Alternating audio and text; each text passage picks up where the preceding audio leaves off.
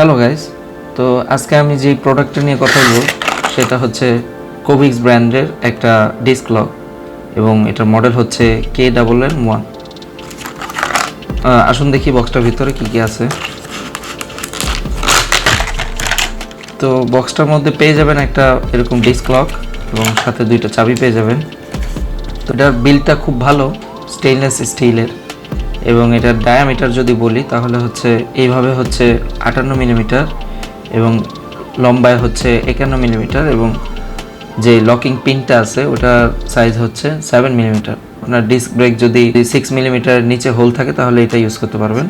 আশা করছি সব disk ব্রেকই use করতে পারবেন মোটরসাইকেলের।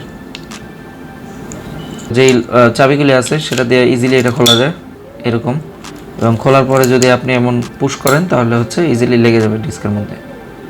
এটা ইউজ করার কারণ হচ্ছে আমি এর আগে যেই লকটা ইউজ করতাম সেটা হচ্ছে এটা যেটা ডাবল ডি লক হিসাবে অনেকে চিনে। আমি এটা ইউজ করি প্রায় 3-4 বছর ধরে, কিন্তু 3-4 বছর আমি বাইকের সাথে থাকে, কিন্তু আমি ইউজ করছি হয়তো 30 থেকে 40 বার। তো এর মধ্যে প্রায় সময় লকটা আটকে যেত।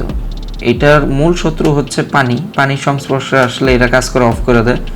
তো এর জন্য এই লকটা আমি সিকিউর রাখার জন্য এটার সাথে আমি একটা তেল রেখে দিতাম সবসময়, যাতে আমি ইজিলি খুলতে পারি।